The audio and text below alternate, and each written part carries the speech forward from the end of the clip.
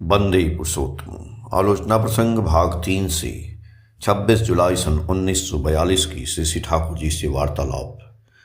प्रातः बबूल वृक्ष के नीचे श्री ठाकुर एक बेंच पर बैठे हैं। आज आकाश बिल्कुल साफ है, सुंदर धूप है। भक्त वृंद सभी उनको घेर कर इस प्रकार बैठे हैं मानो आनंद की हटिया लगी है। घरेलू बातों की तरह नाना तरह की बातें हो रही हैं। बात बहुत साधारण है, किंतु वह भी मधुमंडित है, अपूर्व रस से भरा है। क्षितीश दास चौधरी ने विगत रात में श्री ठाकुर को गंभीरा गीत गाकर सुनाया। उस बात को जिक्र करते हुए श्री ठाकुर बोले, क्षितीश का चेहरा जैसा है वैसा गला भी। उसके सुर में एक स्वीट मैस्कुलिन मधुर पौरुष व्यंजक भाव है। ब्राह्मण संतान है न, अभी से यदि काम में लग जाए तो अच्छा होगा। क्या रे, दिल मजबूत है न, या भय लग रहा है? क्षितीशता बोले, मेरी योग्यता ही कितनी है यह मैं समझ नहीं पा रहा हूँ।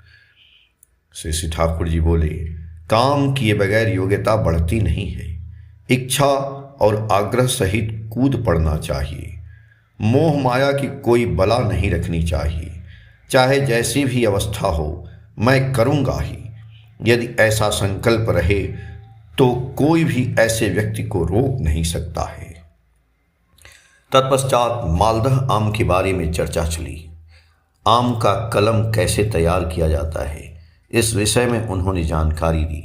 तत्पश्चात बोले, कृषि एवं फल फूल के संबंध में मुझे अनेक तरह के एक्सपेरिमेंट परीक्षा कर देखने की इच्छा होती है, किंतु जो भी करने जाऊंगा उसमें मनुष्य की जरूरत पड़ेगी। क्षितीशता बोले, हमारे बीच तो ऐसे अनेक व्यक्ति हैं। श्री ठाकुर जी बोले, इंस्टिंक्ट सहजात संस्कार वाले मनुष्य की जरूरत है, अन्यथा सबके जरिए सबका काम नहीं होता है। दीन बंधुदा पाल को दिखाते हुए बोली, वह जिस ढंग से व्यवसाय करता है, व्यवसाय की ओर उसकी एक झोंक है, इसलिए वह करता है और उसके जरिए 2 पैसे भी वह कमा लेता है। किंतु सिर्फ पैसे के लोभ में व्यवसाय करने जाता तो वह असमर्थ नहीं होता। यदि कभी उसे घाटा भी लगेगा तो वह व्यवसाय बिल्कुल छोड़ देगा। ऐसी बात नहीं हो सकती, क्योंकि वह जानता है कि व्यवसाय ही उसका पेशा है। एक बार धोखा खाने पर भी वह पुनः लग जाएगा। यह सोचकर जानने की चेष्टा करेगा कि उसकी त्रुटि कहाँ है एवं उसके संशोधन में लग जाएगा। किसी विषय में इंस्टिंक्ट सहजात संस्कार रहने पर ऐसा होता है। यदि ऐसा न हो तो आंधी तूफान में टिका नहीं रह सकता है। तुमको जिस प्रकार इस काम को करने कहता हूँ, पर मेरे कहने पर ही जो तुम कर डालोगे ऐसी बात नहीं है। यदि तुम्हारा इंस्टिंक्ट अर्ज सहजात संस्कार प्रसूत आग्रह तुम्हारी गर्दन पर सवार हो, उस काम में तुम्हें नहीं लगा पाता है तो नहीं कर सकोगे। इसलिए मेरे कहने के अनुसार काम में लगने की अपेक्षा स्वयं अपने आग्रह से काम में लग जाना बेहतर है। मेरे कहने पर काम में लगने पर जब दुख कष्ट बीच में आ पड़ेगा तो यह सोचोगे कि ठाकुर की बात पर मैंने इस काम में हाथ लगाया, इसलिए आज मुझे इतना कष्ट है। किंतु अपने आग्रह से काम में लगने पर वैसा अनुयोग या अभियोग नहीं रहता है। ठाकुर की सेवा करूँगा पर शरीर पर थोड़ी खरोंच भी न हो, ऐसा बुद्धि अच्छी नहीं होती है। सुख स्वाच्छंद के प्रलोभन में भी ठाकुर के काम में लग जाना अच्छा नहीं। चाहे लाख भी कष्ट झेलना पड़े, उसके सिवा मुझे कुछ भी अच्छा नहीं लगता। ऐसा हाव भाव जिसका रहता है उसके लिए ही यह काम शोभा देता है। चित्तदा बंदोपाध्याय बोले, मनुष्य किस पथ से जाएगा यह पहले से ही निश्चित रहता है। श्री ठाकुर जी बोले, कर्म के फलस्वरूप ही मनुष्य का झोंक पैदा होता है और उस झोंक के अनुसार ही वह कर्म चुनता है। किंतु वह किसको खुश करने के लिए काम करेगा यह उसकी इच्छा पर निर्भर करता है। चित्तदा बोले, इच्छा किस पर निर्भर करती है? श्री ठाकुर जी बोले, श्रद्धा पर। चित्तदा बोले, श्रद्धा किस पर निर्भर करती है? श्री ठाकुर जोली बोले कि प्रकृति पर। प्रकृति का अर्थ है प्रकृष्ट करना, उस दिशा में किसी व्यक्ति का पूर्व कर्म उसे बहुत कुछ परिचालित करता है, किंतु कर्म के मोड़ को घुमा देने की क्षमता मनुष्य में है, इसलिए उसका भरोसा अनंत है। एक दिन बिल्वमंगल भी, जो दिल लेकर चिंतामणि करते हुए पागल हुआ था, आंधी तूफान में भी 100 पर चढ़कर नदी पार करके सांप की पूंछ पकड़कर दीवार फांद गया था। अपनी ओर उसे जरा भी ख्याल नहीं था। उसी दिल को लेकर वह भगवान के लिए अधीर हो उठा। उसने अपनी 2 आंखें फोड़ डाली, क्योंकि वे स्त्रियों को काम की नज़रों से देखती थीं। इतनी आग्रह आकुति के फलस्वरूप वह भक्ति की पराकाष्ठा पर पहुंचा। भगवान का सानिध्य ही वह सदा अनुभव करता था, क्योंकि एक दिन वह चिंतामणि के प्रति आसक्त था। इसीलिए उसे अपने जीवन की चरितार्थता लाभ करने में कोई बाधा नहीं पहुंची। चिंतामणि एक वेश्या थी, इसके लिए उसके दिल में कभी घृणा का भाव पैदा नहीं हुआ। बाद में जब चिंतामणि वृंदावन में उससे मिलने गई तो उसने श्रद्धा सहित उसकी कितनी अभ्यर्थना की। नाम सुनते ही वह बोल उठा, चिंतामणि मेरी प्रेम शिक्षादात्री। बिल्वमंगल एक मॉरलिस्ट नीतिवादी की तरह चिंतामणि को छोड़ने के बाद किंतु चिंतामणि के संबंध में जो सो बात व्यक्त नहीं कर सकता था।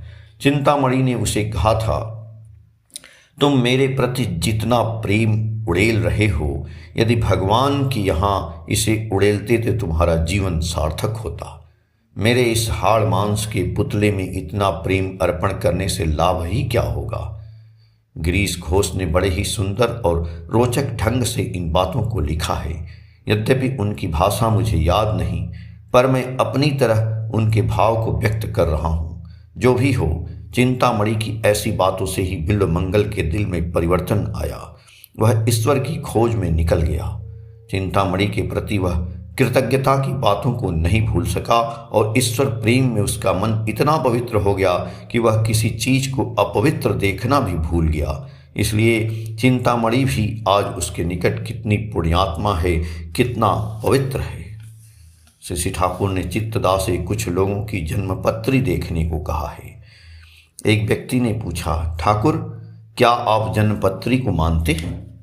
शशि ठाकुर जी बोले, उसमें क्या माल है यह समझने की चेष्टा करना अच्छा है।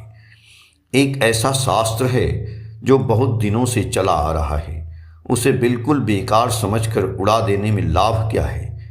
इसका भी तो एक साइंटिफिक बेसिस, वैज्ञानिक आधार है। उसे आयत्त करने की चेष्टा करनी चाहिए। बिना समझे बूझे किसी चीज की अवहेला करना उचित नहीं है। किस जगह पर कैसी संपदा मिल सकती है, क्या उसका ठिकाना है? पर हम उस बात के पक्षपाती नहीं हैं जहां ज्योतिष हमें निश्चेष्ट एवं भाग्यवादी बनने को विवश करता है।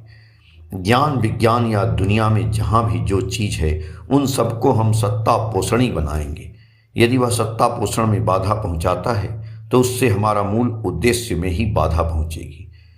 भृगु की जन्मपत्री के संबंध में सुना है।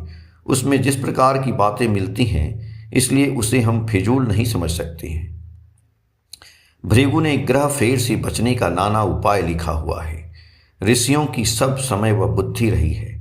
मनुष्य की सत्ता को सबल बनाना, समृद्ध करना, निरापद करना, सत्ता संवर्धना के जो प्रतिकूल हैं उसे निरोध करना, नियंत्रण करना, यह सिर्फ बात की बात नहीं है।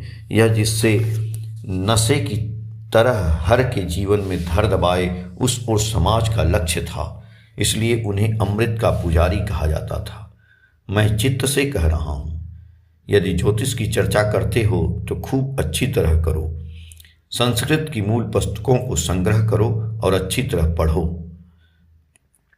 ईस्टर्न प्राच्य, वेस्टर्न पाश्चात्य, दोनों के मतानुसार कहाँ क्या है उसके विषय में विस्तृत रूप से खोजबीन करो। यदि उन बातों को मेरे सामने रखो तो मेरे माथे में जो बातें आएंगी कह सकूंगा। कृष्ट कृष्ट चिल्लाते हो। यदि कृष्टि का जागरण चाहते हो तो किसी भी दिशा को इग्नोर, उपेक्षा करने से काम नहीं चलेगा। सब दिशा को संगतिशील कर सजग रखना होगा। सब समय याद रखो, चारिदिक होते अमर जीवन, बिंदु बिंदु करी आहरण। आपनार माझे आपनार आमी पूर्ण हेरिबो कबे। अर्थात अमर जीवन की प्राप्ति हेतु सब दिशाओं से थोड़ा थोड़ा करके भी खुराक जुटाता रहूं, पर हे ईश्वर, आप में अपने को कब मैं पूर्ण देख पाऊंगा। आलोचना प्रसंग भाग 3 के पेज संख्या 286 से 290 तक। जय गुरु।